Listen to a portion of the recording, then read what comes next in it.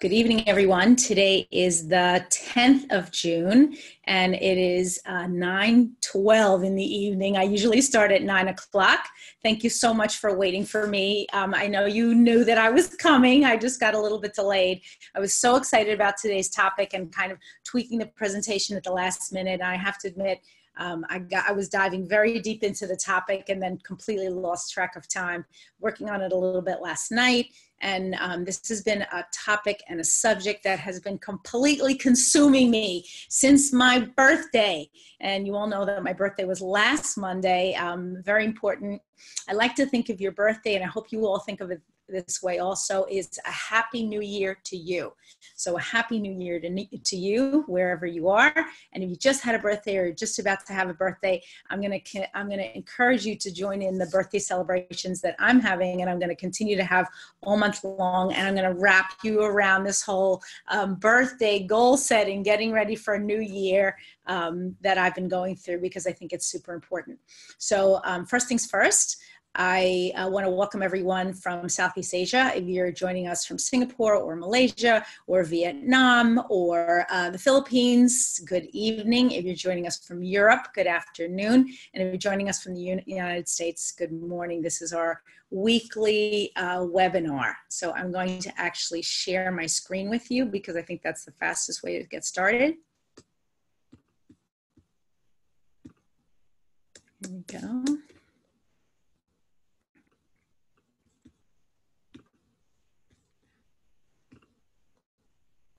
Okay, so for those of you who don't know me, I'm Elena Jordan, and you may have seen this particular screen with the bergamot on it.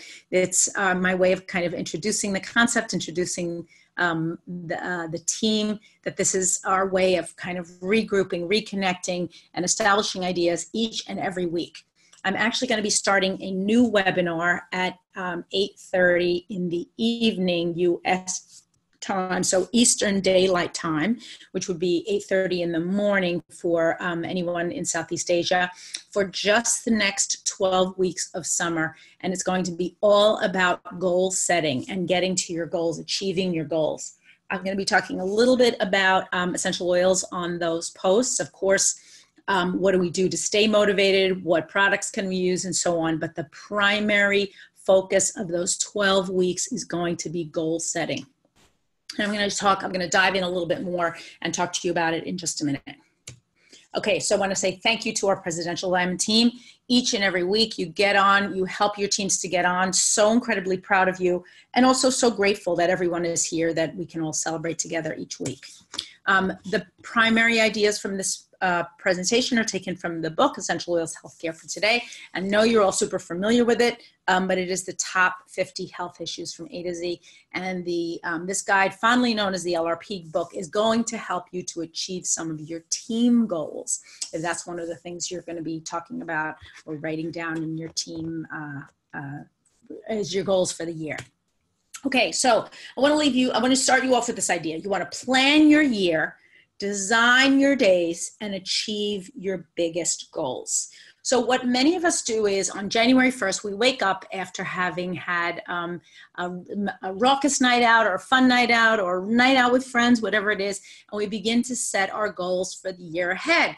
And we've come to recognize this January 1st event as the way that we start our year, and we have our New Year's resolutions, and we feel perhaps this is a new year and a new start. Well, I'm going to turn the whole thing on its head, and I'm going to do it for two different reasons. Number one is I want you to think of the day of your birth. So the day of your birth is really the new year for you.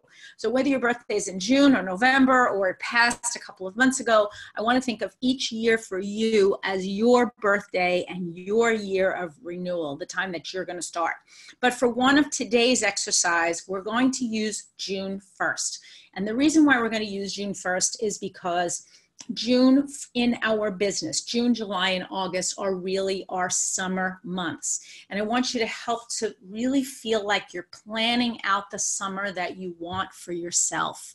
So is it a summer of fun? Is it a summer of work? Is it a summer of relaxation? I want you to look at those next 3 months and really decide for yourself, what is it I'm doing or saying or preparing for in the future that I can make such a radical change for myself right now, which is why June 1st, while it's not the start of the third quarter, the start of the third quarter is July 1st. I would like us to look at June 1st because I think in our business it's important enough. Now, many of you, the people, I'm speaking directly to the people in Singapore right now. For those of you who have small children, many of you have kids that are out on holiday. And if you have your kids and they're home and you're enjoying this time with them, absolutely you should take time to enjoy your time with your children. But I'm going to invite you during that free time, if you will, to sit down and begin to look at, okay, what do I want for myself, my team, my family? And we're going to talk a lot about what types of goals you can set, how you're going to set them, things that can help you. Because I have to say, for me at least, I've always been super goal oriented, but I don't know if I was setting my goals specifically enough. And I want to continue to give you resources. And that's why I've set up the second Zoom call each morning for you in Southeast Asia and evening for us in the US, because I think goal setting is that important. Okay, so number one, we're going to talk about annual goals. And when we talk in the Zoom class, we're going to be talking about annual goals, weekly goals, how to write them down, and so on. But I think annual goals are really your most important. So you want to, number one, set powerful goals so you can start the process for achieving them. You don't want to set wishy-washy goals. You don't want to set a goal like, I don't know, water the plants each day. That's not a goal. That's a task. And we want to separate our goals from our tasks. I actually, within the last 2 weeks, sent out an sort of a blast email, if you will, or a text message to some of the coaches that I work with closely, my top team leaders, and I asked them to get back to me with their goals. And many of them responded, and I'm extremely grateful for them. And what's interesting is that the goals really fell into two different categories. Number one, they were goals that were stated, but not necessarily specific goals. And we're going to talk about that in a minute. And we're going to talk about what's a good goal and what's a bad goal. And now the other thing that I found was many of the goals were not goals. They were to-do lists, which is interesting. So several of the people who actually got back to me wrote things like, enroll more people, or enroll 10 people a month, or enroll, increase, get to a certain rank, or certain behaviors that they wanted to do. But because they didn't set parameters around it, or they didn't say that it was Monday, Wednesday, Friday, the goal was, it's going to be harder for them to achieve because it's missing those parameters. But let's look at step number one, at setting your annual goals. So number one is, what is the number one reason people fail to achieve their goals?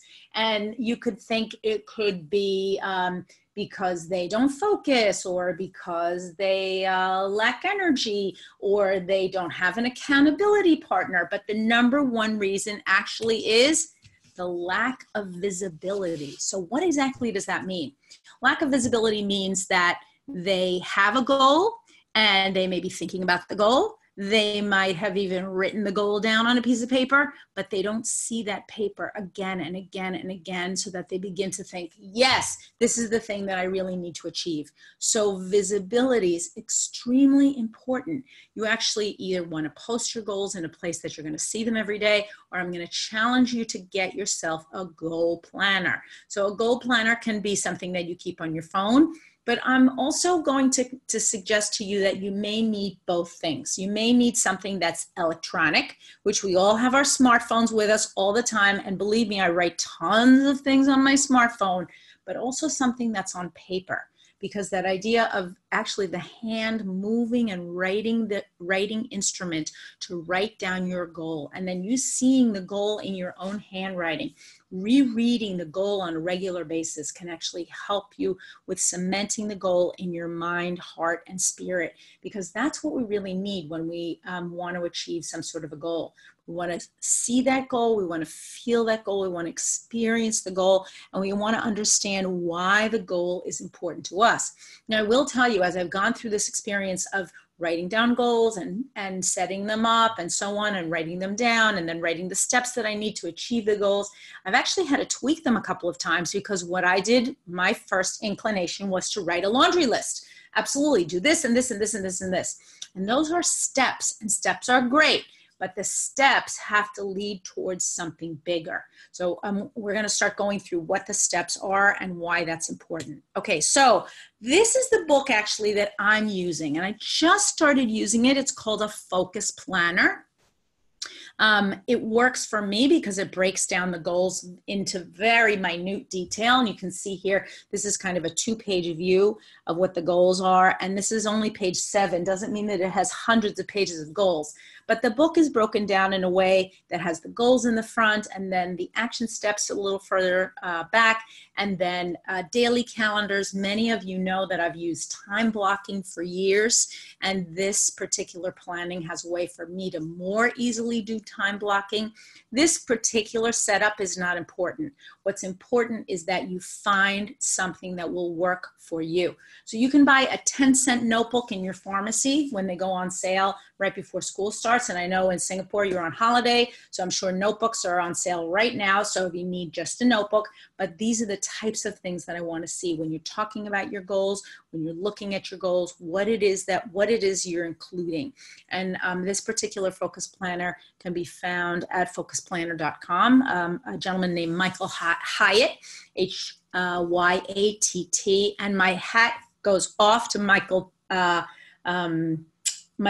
as they say in French, chapeau bas, that he prepared this, thought it through. He's a gentleman who's a little older than I am. He was a CEO of a big company, and all of the ideas about goal setting and planning really are not only based on what he said, but also have been tweaked. I've had a lot of experience doing goal planning over my, I don't even know how many years of working, but he kind of helped to codify all those ideas, put them in one place. There's some wonderful videos. I absolutely recommend that you pursue more information about his programs and just the ideas that he has, because they're really, really good.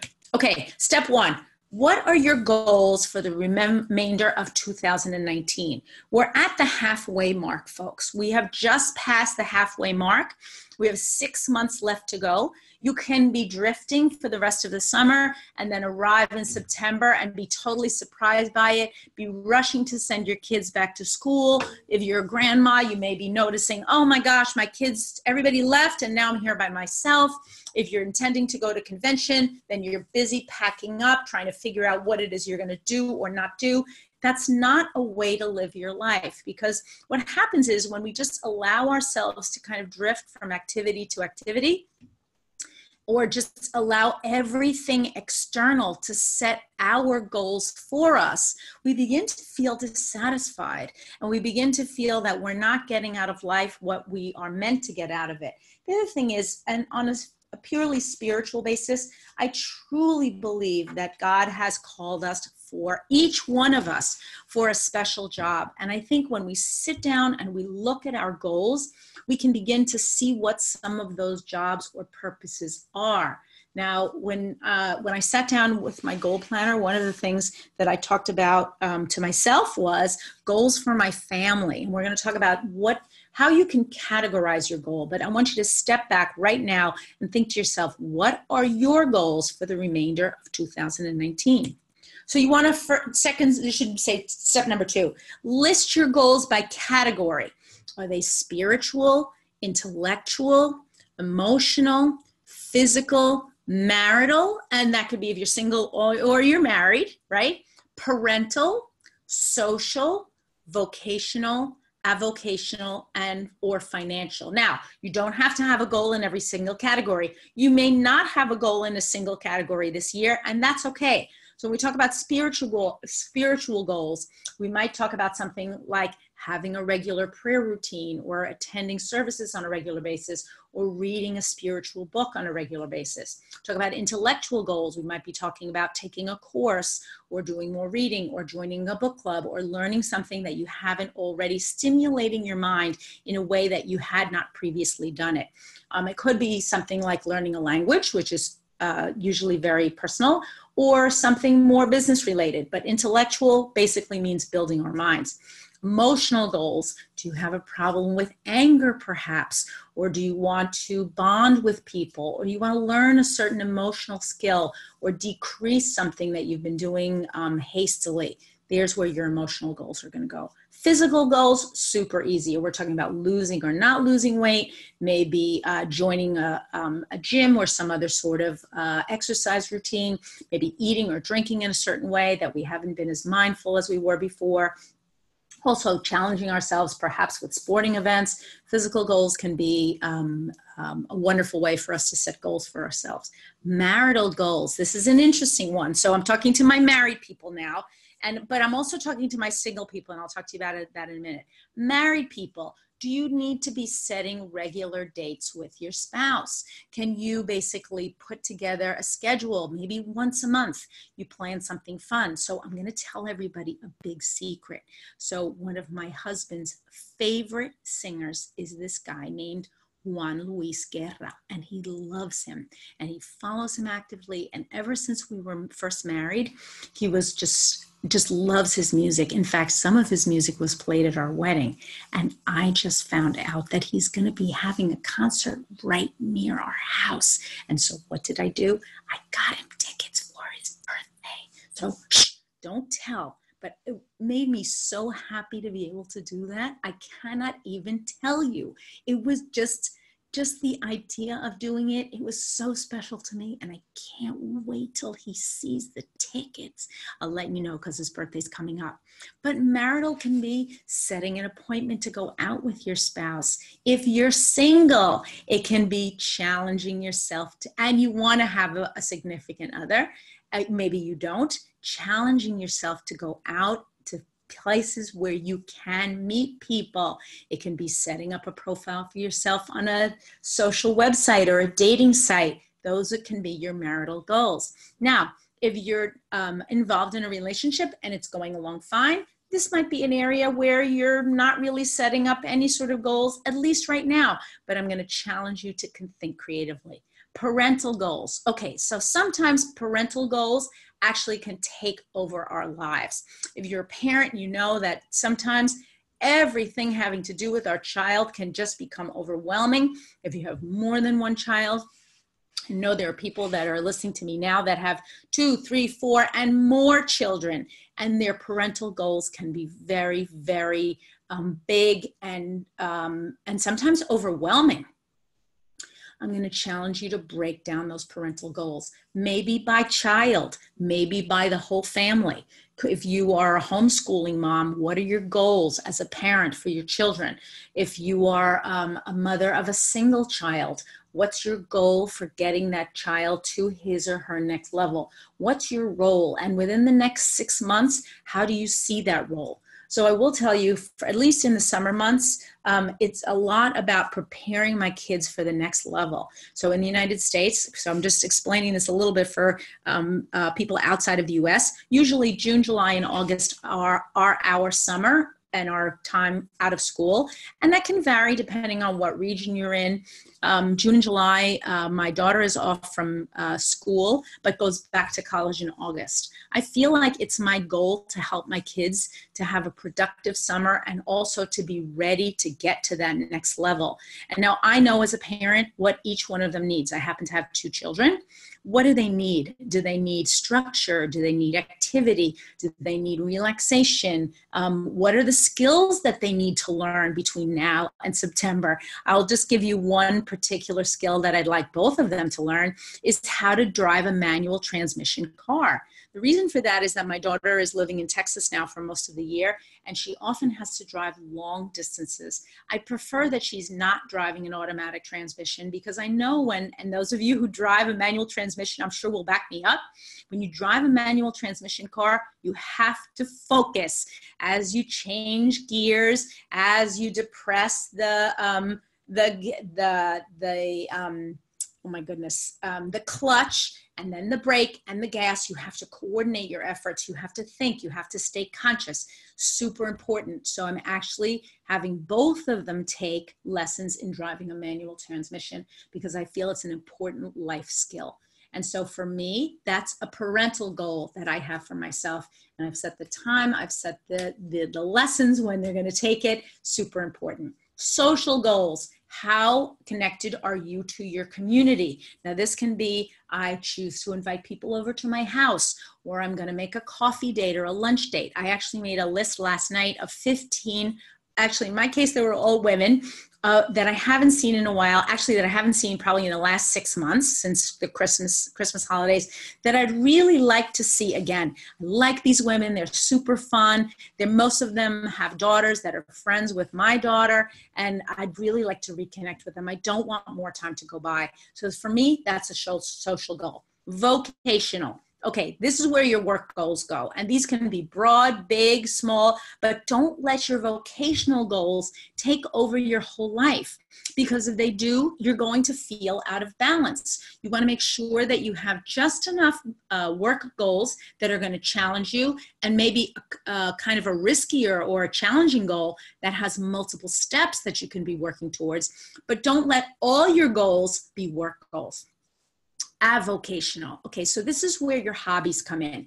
Are you a gardener, a fly fisherman? Are you someone who likes to, sing perhaps, or write poetry? These are the things that enrich our lives. Maybe you'd love to go to museums. Maybe you're a person who loves to ride roller coasters. Whatever that thing is that makes you just feel good all over. When you do it, every time you do it, you just feel great. Make sure that you're setting a goal for yourself in your avocation. And maybe it means that you're going on a vacation or planning a small weekend away where you can pursue that avocation. So for example, one of my husband's brothers loves to do fly fishing. And I don't know anything about fly fishing, I have to tell you, but I do know it has something to do with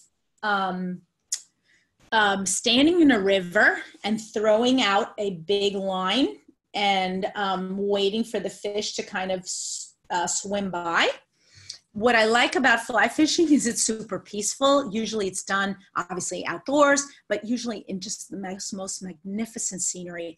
And my brother-in-law, like all of his brothers, my husband included, very hard driving, hard working. And for him, his avocation is to go fly fishing. And each time he goes someplace different. So he's been to Alaska, and he's been to Argentina, and he's been to the Pacific Northwest, different places that really feed his emotion and feed his avocation, which makes us all richer, healthier, and happier. And finally, financial goals. Super easy, but also can be super complicated. These can be things like paying off our debt, getting out of credit card, cutting up your credit cards, saving for a future event, making sure that you have enough financial wherewithal for the future, for your retirement.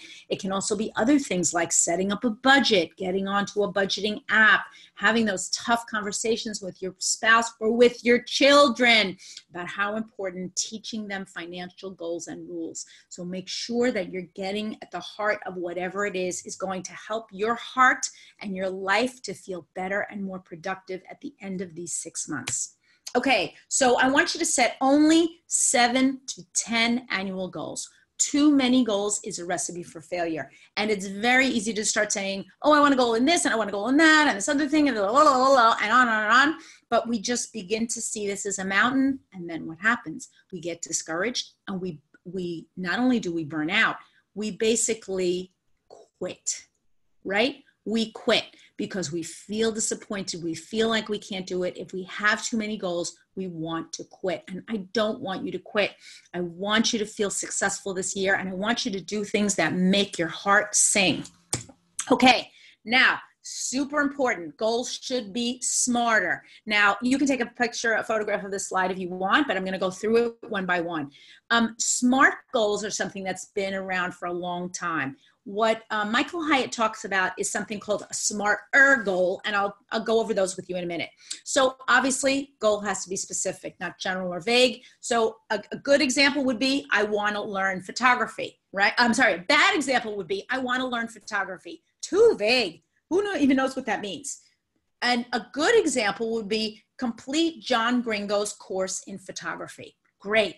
Totally measurable. There are courses that you can find on Udemy or other course selection sites. You can do a paid course, you could do a free course, or you could attend something at a local university. But the idea is that the goal is specific. Goals should also be measurable. You want to quantify the result that you want and add a number, a dollar figure, or a percentage. So a bad example would be earn more money. And a good example would be earn $10,000 more this year than I did last year. So the first thing would be to know exactly what you earned last year, of course, and then add a 10% figure. Is that enough of a challenge for you over a 1 year period? Hopefully it is. Maybe you want to break it down by month. How do you quantify that goal? The goal should also be action and oriented. So when you're writing down the goal, and we're going to have you write down your goals, you don't want to start the goal with a to be verb. So what do I mean by that? You want to use an action verb, right? A bad example would be more consistent in blogging. So just being, okay, there's no way to measure that, folks. A measurable action-oriented verb would be write 2 blog posts per week. And if you wanted to be more specific, you could say write 2 500-word blog posts per week, right? So you want to make sure that you're using action-oriented words. Also, the goal should feel a little bit risky. The goal should be in your discomfort zone. You should be challenging yourself a little bit. None of us are dead. Otherwise, we wouldn't be listening to the Zoom class. And so it's important for us to be in our discomfort zone. So over a 1 year period, you could say, increase sales by 3%. Okay, ho-hum. Versus increase sales by 15%. Now, does that make your heart race a little bit or make you feel palms feel sweaty? It should, but that's okay. You want to shoot for something that's doable, but also challenges you to be bigger. At the end, if you've achieved your goal, you're going to be at a totally different place, mentally, emotionally, and physically, and better prepared to lead. This is a leadership group, and obviously we want to make sure that you're getting prepared and stepping up for leadership. The goal also needs to be timed. You need a deadline, right? So I could say lose 20 pounds, which is kind of woohoo out there, right? Or lose 20 pounds by April 1st, 2020. So put a deadline on it. And then what I'm going to do is I'm going to set up the steps, each one of the actionable steps. We're not going to talk about that today. Today, we're only going to talk about annual goals, right? This is a big topic and we can break it down in many, many different ways. That's what I'm going to be doing on the 12-week Zoom class. Okay, the goal should also be exciting, personally exciting or compelling to you. So take a 1 week vacation is kind of a bad example. I mean, a 1 week vacation is not bad at all, but how about take a 1 month sabbatical trip to Spain to build my team in a new market? Now, does that make your heart kind of flutter and feel good? Woohoo! Now, I know somebody, one of my team members who's planning on taking their entire family on a trip around the United States in an RV. And I'm not exactly sure of the time frame, but let's say it's for a single year. But that's the kind of thing where if everybody's working towards that goal and everybody is on board, can be super exciting. But you want to make sure that you maintain the excitement for the goal. The goal should be exciting for everyone, right? So if you're taking a 1 month sabbatical to, I don't know, Russia, makes your spouse want to jump out a second-story window, don't pick Russia, folks. Pick another place that will make your whole family feel happy and whole. Okay, also your goal needs to be relevant and appropriate to your season of life. Now, this sounds so basic, honestly, but I cannot tell you how many times I get on the phone with someone from the team and they start to tell me something about something that didn't work for them. And when I begin to explain to them why it didn't work, usually the first sentence has something to do with why it's in conflict with the season of life they were in. So, so assuming in this example, a mother of 3 with a newborn baby, right? So a goal that would be not good would be go back to school and get my MBA. It's not the best season of her life for this. Now, there are always exceptions to every rule, but we really want to think about what season if in our life are we. Now, for example, I'm a mother of 2 teenage kids, and I could decide to, I don't know, enter a pie eating contest. Now, it's probably not a great idea for me to A, be eating so much pie, B, to be practicing something that I don't really have any business practicing. Number 3, it's not going to be great for my health. Number 4, and on and on and on. So if the goal is not relevant to me and my life, it's not a goal worth pursuing. The problem is that sometimes we look at somebody else's goals and we see them pursuing something and we want to do the same thing. I'm going to ask you to stick in your lane and make sure that you're pursuing the goals that you need to pursue. This is something that I've talked about many times. And when I do mentoring calls, as you know, I do mentoring calls almost every week. A lot of what I talk about is stay in your lane, stay in your lane, stay in your lane.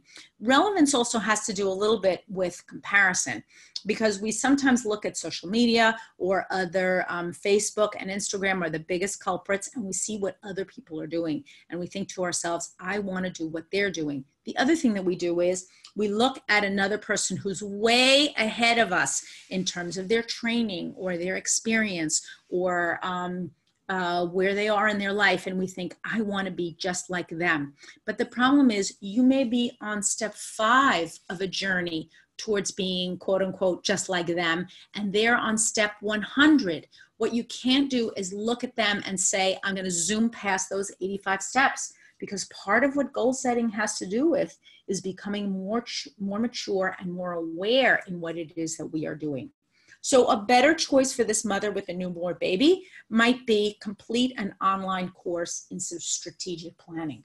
Why? Because you can get online when you have a newborn baby. You can basically set goals for yourself, but your time is much more flexible if you're taking a course online.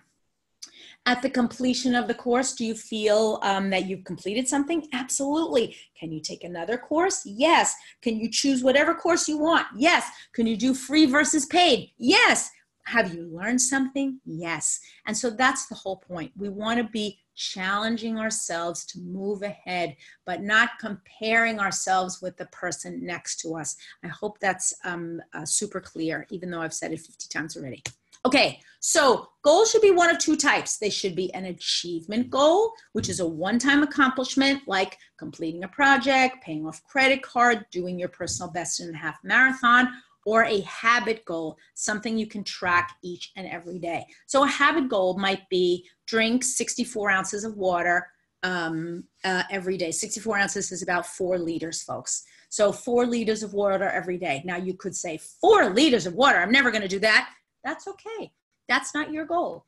But being hydrated and drinking more water can do a couple of things for us. It can help us with our skin. It can help us with our digestion. It can also help us with weight loss, because water tends to fill up our stomach, so maybe we're not eating as much. It can also discourage a habit of drinking sugary drinks. If you're in the habit of drinking sugary drinks, water is going to be a lot healthier for you. So doesn't matter what your goal is. It doesn't matter if your goal is in conflict with someone else's goal, unless it's a member of your immediate family. So don't do something that's going to make your family mad, and try to discuss your goals with your family members. So here's a quick roller bottle blend for goal setting. 5 drops wild orange, 3 drops lemon chamomile, 3 drops cedarwood, 1 drop each of rosemary and peppermint with a little bit of fractionated coconut oil, and you can keep this with you. You can roll it on your pulse points. Of course, you can use things like Cheer or Motivated that we already have. You can use Elevation. You can use any of the citrus oils because they are really good for you. You should absolutely be taking your supplements on a regular basis. If you're going to be goal setting, you want to feel at your best. But this is just a quick roller bottle blend, and maybe you want to put a sticky on it that says rock your goals, and that's another reminder, okay, that this year I'm really knocking certain things out of the park. Okay, here's another few diffuser blends from doTERRA. Renew and Refresh with ginger, lemon, and lime. Yum. Goal setting, frankincense, peppermint, and ylang ylang.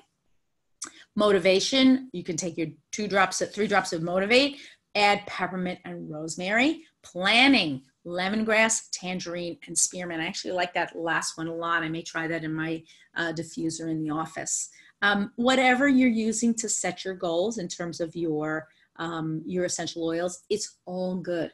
We just want to make sure that you're using your oils, you're challenging yourself to use your oils, and you're getting things done on a regular basis and keeping yourself healthy. This is not about killing yourself to reach some mythical height that you've never been able to do before. This is about breaking down what you would like to do on a regular basis. Okay. So now, I do not want you to underestimate the power of written goals. They are super important. So Dr. Gail Matthews, a psychology professor at Dominican University in California, conducted a study on setting and writing goals. There were 267 participants, and she found that the people with written goals were 42% more likely to achieve them. But we're going to break that down a little bit because it's not just about writing on a piece of paper and then throwing it in a corner and never looking at it again.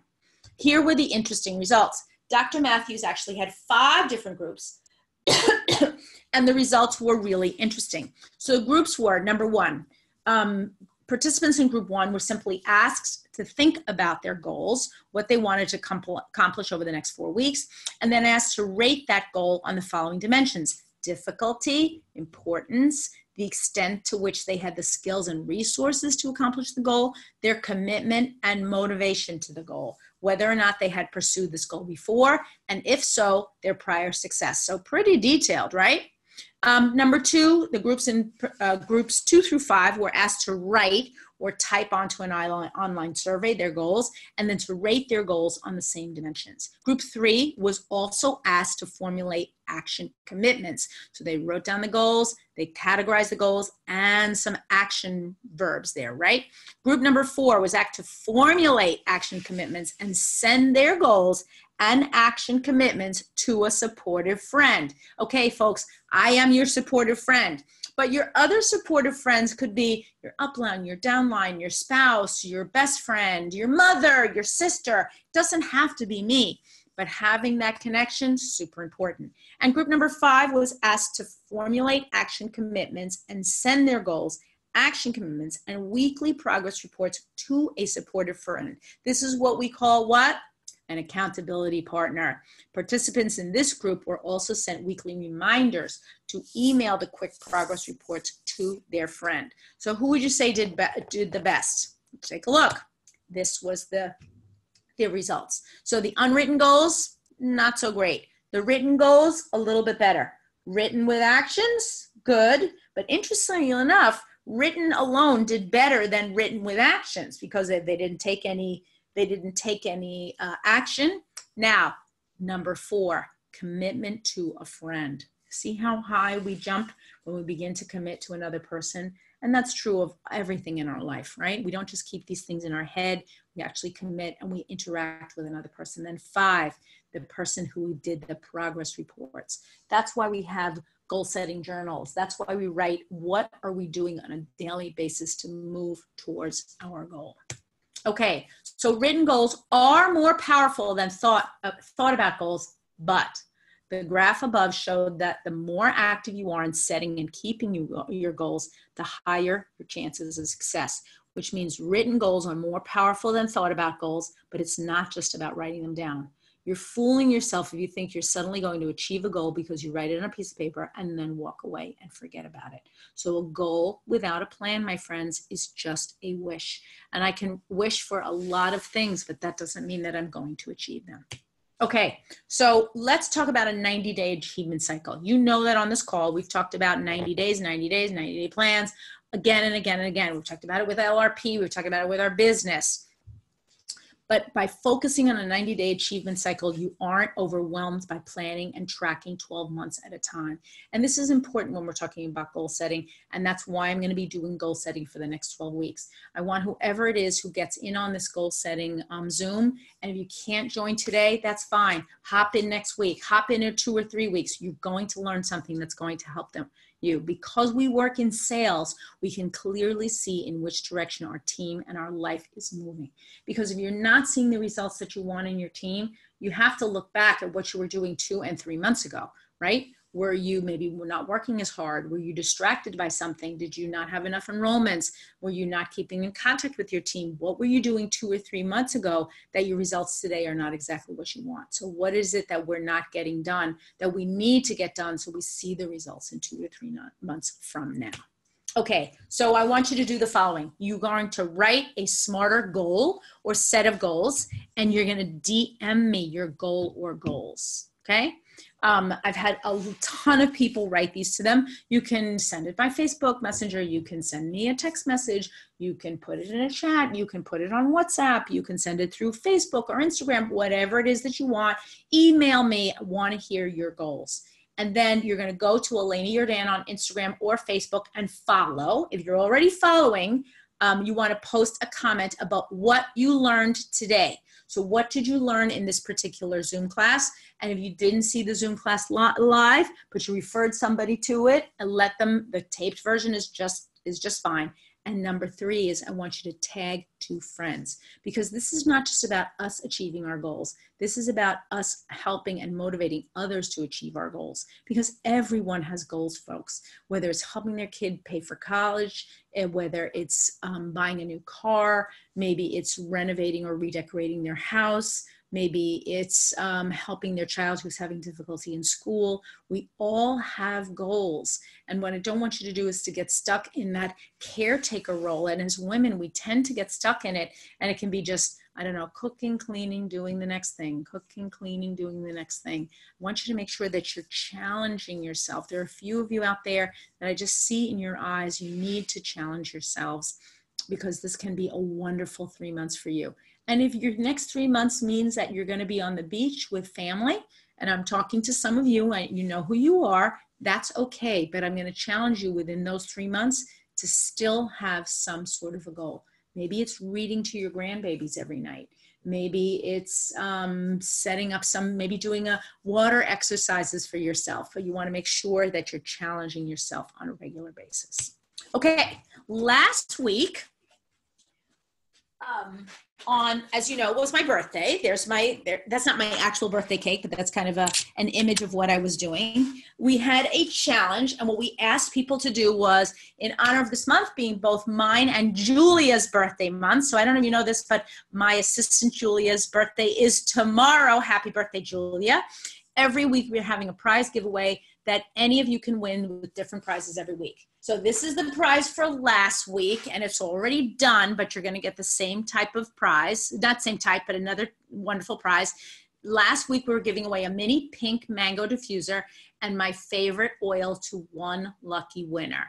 So here's what you got to be entered into the raffle giveaway. Post your favorite diffuser recipe in the comments below. Follow Elena Yordan, and then tag 2 of your friends in one of the Instagram posts. So we're going to be doing this over the next 4 weeks. So week 1 is done. We're going to be posting the new challenge today, whatever it is to win. And we'll be posting the winners on Facebook and on Instagram. We'll be checking back on Monday, meaning today, to pick the winner of the challenge and to give away. So get your phones out and follow.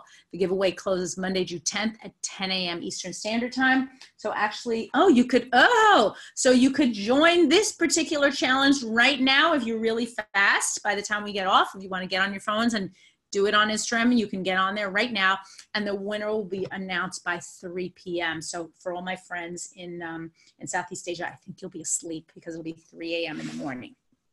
So that's what's going on every week. I had been talking about prizes and giveaways, and the prizes are going to vary every week, so it should be a lot of fun. So this week it's the little mango diffuser and my favorite oil. I don't know if you know what my favorite oil is, but the winner will know and we'll be announcing it. Okay, so the Wellness Box program, again, your monthly LRP for, this should say June. You're going to go to ElenaJordan.com. On the homepage, scroll down and see the image. The images are going to change every month, and they'll be calculated to be at least 150 PV. We'll be editing and teaching about the monthly LRP for your market.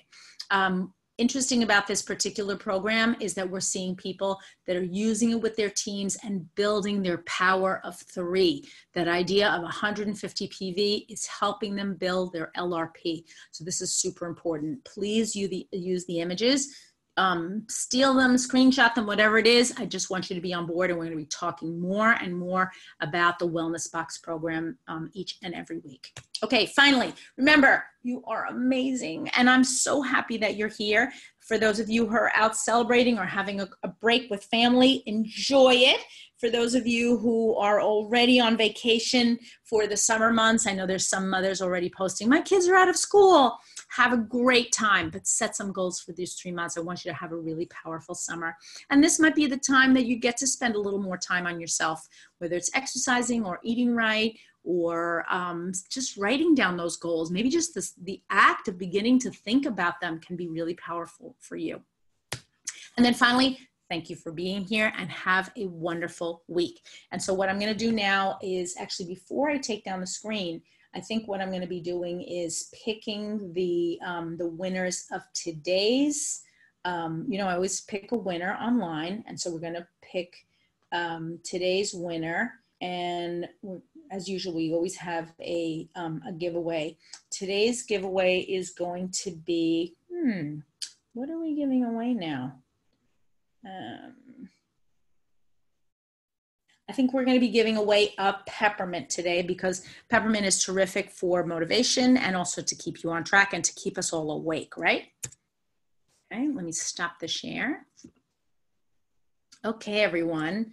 I see we're a little bit of a few fewer people online today. I think part of that has to do with the fact that it's vacation time in Singapore, but also because I was a little late today. I'm sorry that I was late. So let me pick our winners, and then we'll go, and hopefully you'll all be setting your goals. Actually, let me stop the recording.